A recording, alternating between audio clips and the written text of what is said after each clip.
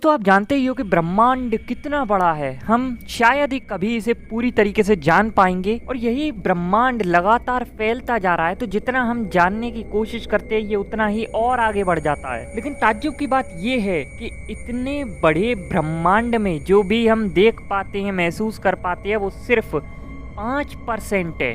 मतलब बाकी का 95% के बारे में तो हमें पता ही नहीं है कि वो है क्या।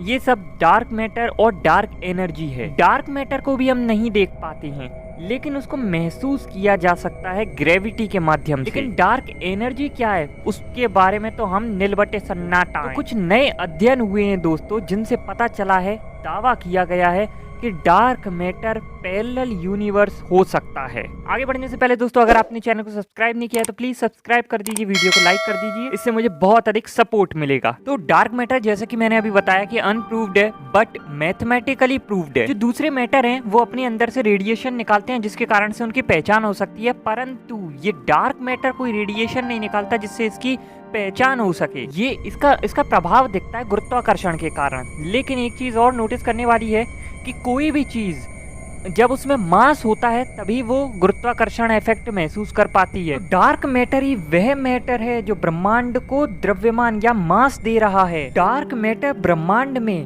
टोटल मास का 85% है। अगर इसमें डार्क एनर्जी भी जोड़ दी जाए तो 95% हो जाता है। इस पर काफी सारे साइंटिस्ट रिसर्च करते हैं और अपनी अपनी थ्योरियां देते हैं। तो यहाँ पर कुछ साइंटिस्टों को ऐसा लगता है कि उन्होंने डार्क मैटर को खोज निकाला है। उन्होंने बताया है कि ये जो डार्क मैटर है ये न्यूट्रोलिनोस नाम के कणों या पार्टिकल से बना होता है। ये डार्क मैटर साधारण मैटर से कोई भी प्रकार की क्रिया करता ही नहीं है। अगर करेगा तो हमें पता चल जाएगा, पर ये कुछ भी नहीं करता ससुर का नाती। हर सेकंड हमारे शरीर के भी आर पार हजारों लाखों न्यूट्रोलिनोस गुजरते रहते हैं। ये अदृश्य होते हैं। आप कहोगे ऐसे कैसे गुजर जा रहे हैं हमारी बिना परमिशन के? अरे भैया, तुम अंतरिक्ष में आर पार देख पाते हो कि नहीं? क्यों देख पा रहे हो? क्योंकि वो आर पार गुजर सकते हैं किसी भी ऑब्जेक्ट के। उनके प्रकाश भी आर पार गुजर रहा है, हर चीज के वो पार ही पार हो जाता है। इसीलिए हम देख नहीं पाए हैं डार्क मैटर को, क्योंकि ना तो ये खुद प्रकाश छोड़ रहा, ना ही प्रकाश को अवशोषित कर रहा है और ना ही उसे परावर्तित यानी रिफ्लेक्ट कर रहा है। खैर, आप लोग काफी अधिक जानते होंगे डार्क मैटर और डार्क एनर्जी के बारे में। अगर नहीं जानते तो कमेंट में बता देना, मैं बता दूंगा फुल डिटेल।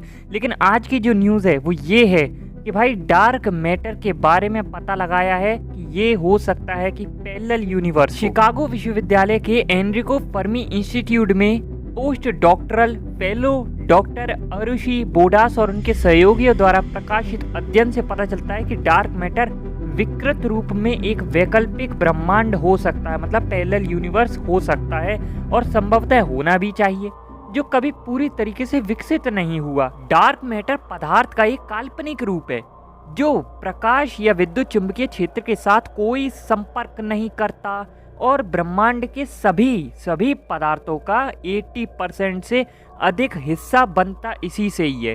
तो मतलब हमारा भी 80% से अधिक हिस्सा इसी का बना हुआ है। इसीलिए तो कहते हैं खुद को जानो, क्योंकि हम खुद को ही 80% नहीं जानते हैं। तो ये हमेशा वैज्ञानिकों के लिए रहस्य और साजिश का क्षेत्र बना हुआ है और इसके अस्तित्व का अनुमान सितारों, ग्रहों और आकाश गंगाओं के व्यवहार के कारण लगाया जाता है, जो इसकी उपस्थिति के बिना अस्तित्व में ही नहीं होंगे। डार्क मैटर की संरचना इसकी रहस्यमयी प्रकृति को समझने की कुंजी है और वैज्ञानिक हमेशा मानते थे कि ब्रह्मांड दृश्य पदार्थ या बैरोनिक पदार्थ से बना है, जो बेरियन नामक उप परमाणु कणों से बना है। हालांकि उन्होंने सुझाव दिया कि डार्क मैटर में बेरियन नहीं होते हैं और यह गैर बैरोनिक पदार्थ से बना होता है, जो प्रोटॉन या न्यूट्रॉन जैसे विभिन्न प्रकार के कणों को संदर्भित करता है। डॉक्टर बोडास के अनुसार डार्क मैटर हमारे भीतर एक विकृत समानांतर यानी पैरेलल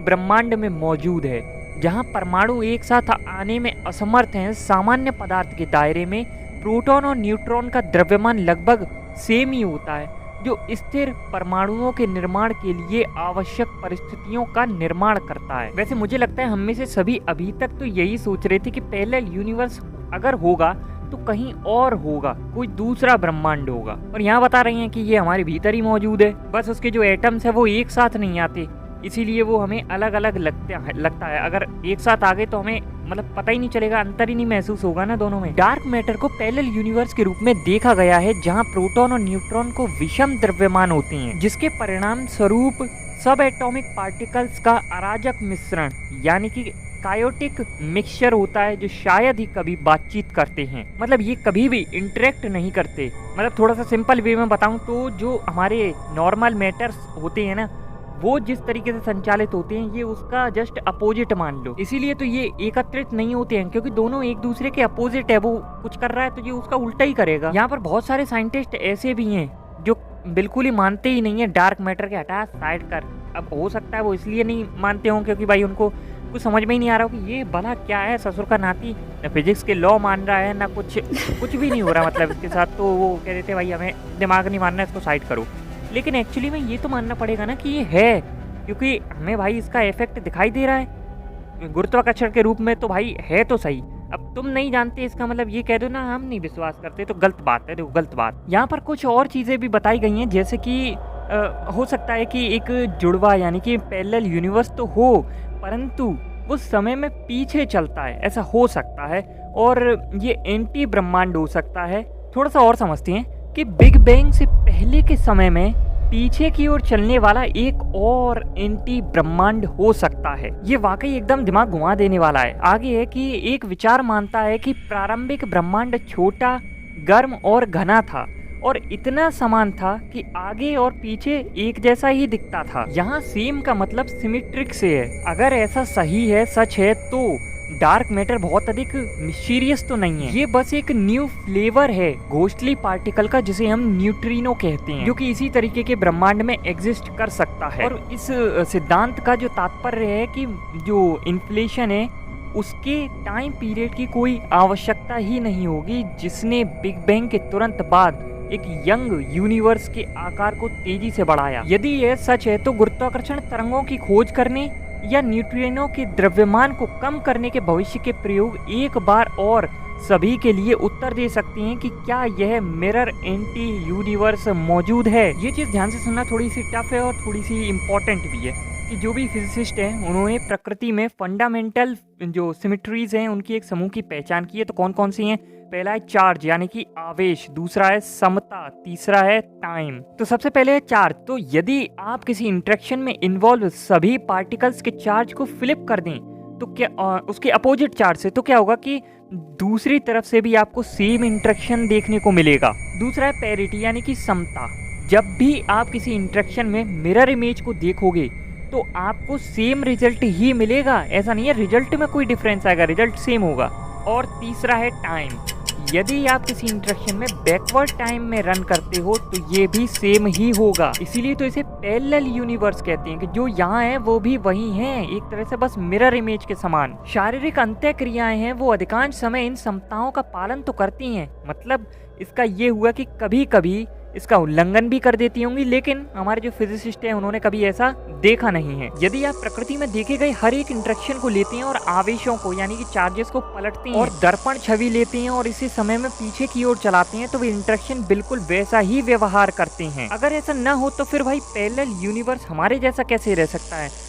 उनमें भी काफी अंतर आ जाएगा, लेकिन वो पैरेलल है, सेम है, सिमेट्री है, इसीलिए तो सारी चीजें सेम है हम दोनों ब्रह्मांडों में। इसे CPT सिमेट्री कहते हैं। C से चार्ज हो गया, P से पैरिटी हो गया और T से टाइम। हम एक विस्तारित ब्रह्मांड में रहते हैं, ये हमेशा ही विस्तार कर रहा है। यह ब्रह्मांड बहुत सारे कणों से भरा हुआ है जो बहुत सारी दिलचस्प चीजें कर रहे हैं और ब्रह्मांड का विकास समय के साथ आगे बढ़ता है। यदि हम CPT सिमेट्री की अवधारणा को अपने संपूर्ण ब्रह्मांड तक विस्तारित करते हैं तो ब्रह्मांड के बारे में हमारा दृष्टिकोण संपूर्ण चित्र नहीं हो सकता। इसके बजाय कुछ और भी होना चाहिए। पूरे ब्रह्मांड में CPT सिमेट्री को संरक्षित करने के लिए एक दर्पण छवि ब्रह्मांड होना चाहिए, जिसे हम पैरेलल यूनिवर्स कहते हैं, जो हमारे स्वयं को या खुद को संतुलित करता है। दिलचस्प बात यह है कि हम भी उस जुड़वा में से एक हैं।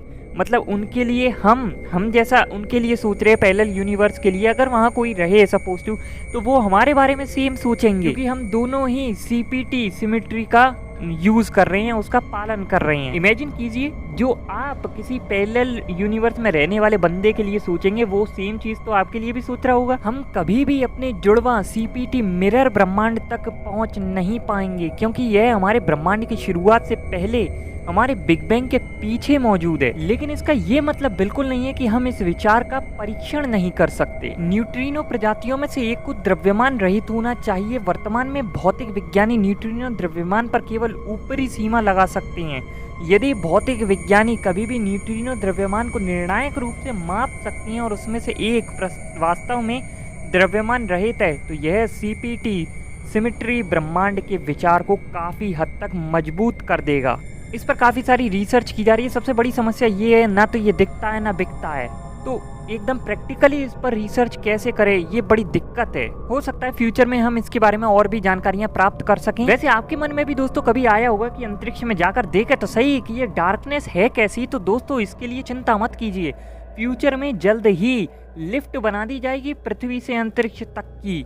वहां पर आप जाके आराम से देख सकते हो कि भाई कैसे दिखती है दूर से पृथ्वी। यकीन नहीं होता, ऊपर आई बटन में लिंक मिल जाएगा, वीडियो बनी हुई है, जाके चेकआउट जरूर करना।